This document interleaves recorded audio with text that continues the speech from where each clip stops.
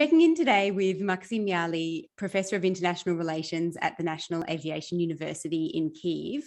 Maxim, as we know, tomorrow is the 9th of May. So could you tell us what's the atmosphere in Kyiv at the moment in the build-up to obviously a significant day where there's been some talk that there might be an intensification or an escalation of hostilities? And what are we expecting might happen in Russia tomorrow at the Victory Parade?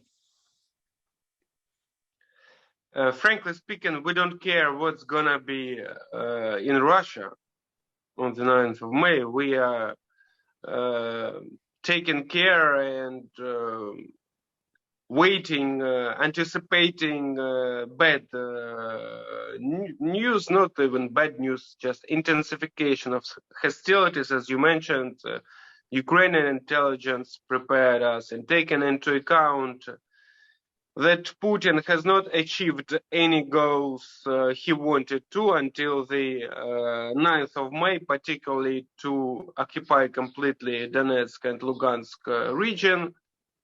They didn't create so-called Kherson People's Republic. Also, there was such a possibility and threat and preparation. So nothing, no goal. So the only thing they can do, and have started actually last week, intensification of hostilities, intensification of missile attacks around Ukraine, particularly Russian-speaking regions and cities heroes such as Kiev, Odessa, Kharkov. These are the Soviet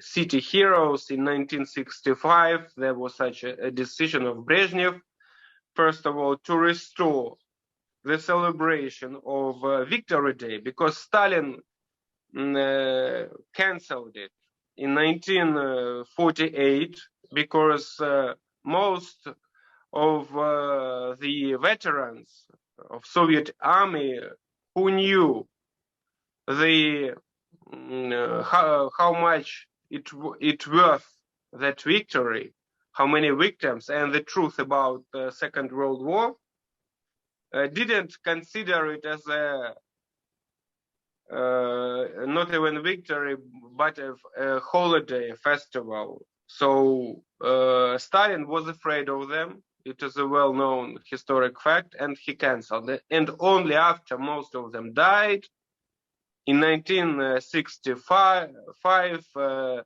Brezhnev, the head of USSR at the time, reestablished this holiday. And with all that parades, pathos, etc., etc. So, of course, Putin is crazy about that. It is clear. So, and usually he likes symbolism, as we discussed with you already. So I guess there will be some missiles attacks, provocation, possible provocation that they will just make some shelling on Russian territory, as they actually have done already several times.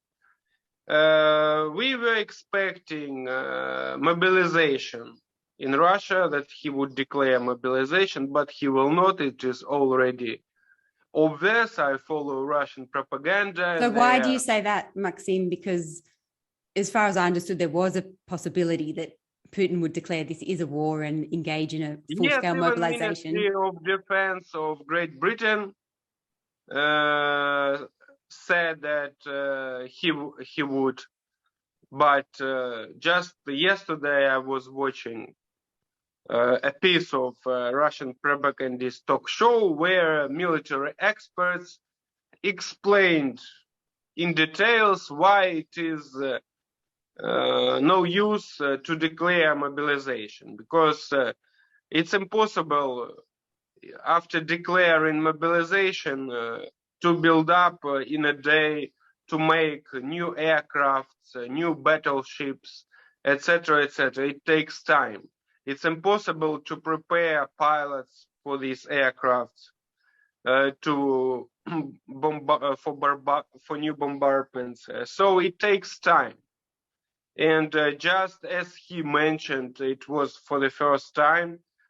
He said, but just to send people with old weapons against the Ukrainian armed forces who receive now modern weapons, yes, the latest one from NATO states, it's not good. It's not right. And the only thing yesterday I wrote in my Telegram, just the only thing they can do, they even canceled, military parades in Donetsk and Lugansk, which always took place during last 8 years. For example, 8 years ago, when the war just started in Donbass, on the 9th of May, they made a parade of prisoners of Ukrainian army. So, quite possible, the only thing they can do probably, they are preparing military parade in Mariupol, but still it's under question because fights keep going on and they're afraid. There are some news that they hold brigade to secure this parade. It has a symbolic meaning, but the only thing they will do already, it is known, in Lugansk they will rename it to Voroshilovgrad for one day. Voroshilovgrad, for listeners to understand, it was the name of Lugansk in Soviet era. It was named after Voroshilov, Soviet general of the Second World War, Ministry of Defense he used to be. So then, after Soviet Union collapsed, Ukraine returned its initial name, Lugansk, the same as Mariupol, for example. Only in 1987 or 8, if I'm not mistaken, I was a schoolboy at that time. I remember how I was writing. This city was called Zhdanov.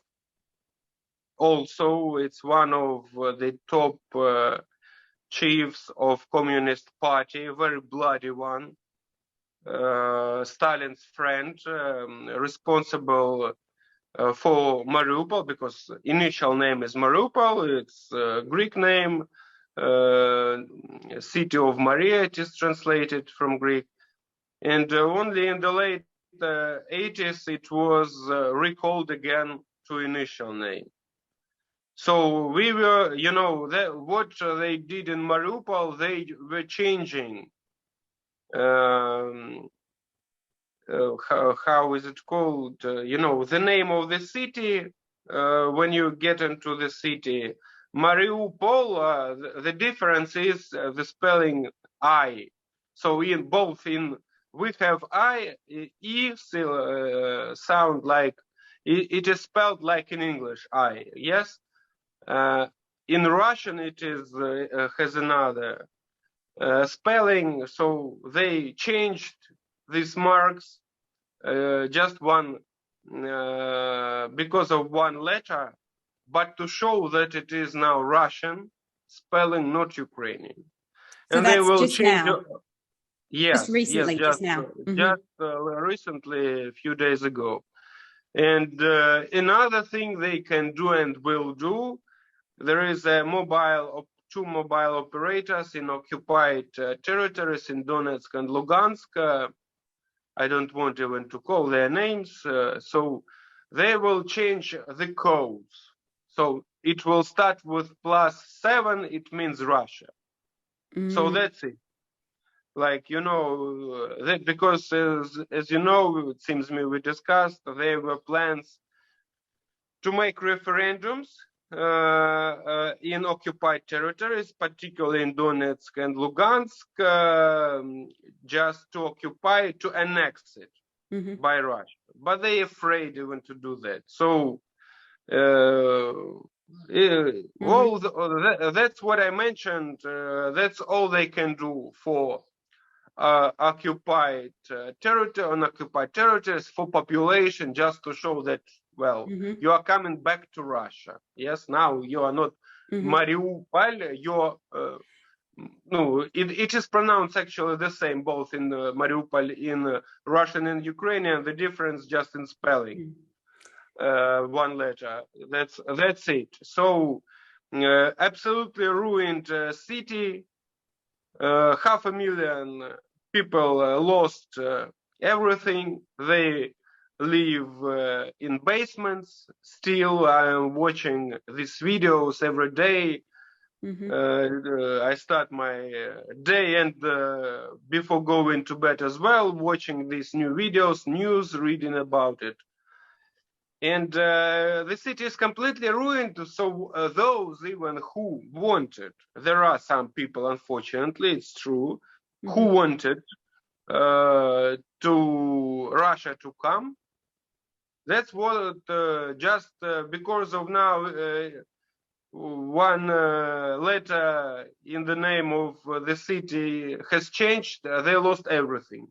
That's the worth of it. Well, and of course, Azovstal, as you know, yesterday, last civilians were evacuated from it, women, children, and elderly people.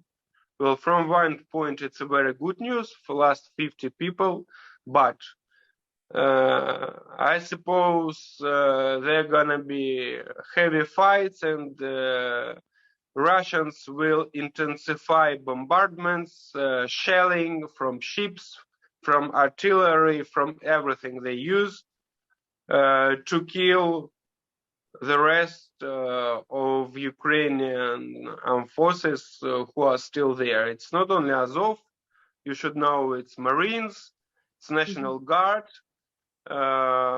even policemen, representatives of special services all together, because in defense of Mariupol, not only Azov was involved, we should also know, just most of people just hear Azov mostly, because for Russians it's like a red towel, I would say, if, you know, for corrida, we like compare it.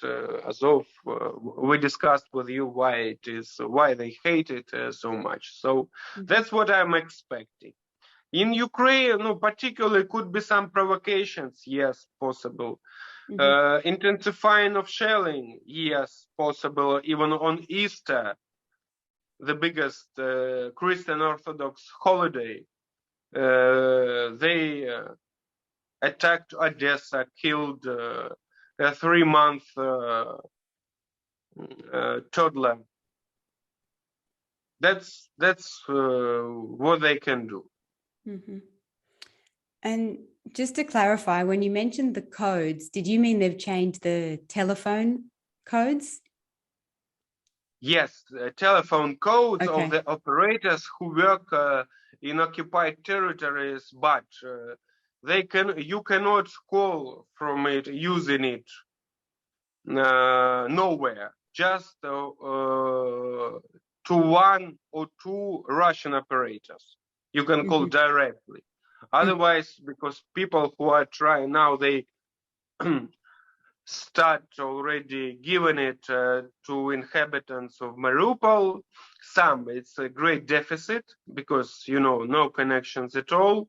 But you need to install special programs to be able to call on these numbers, and it's costs a lot. So that's it, yes.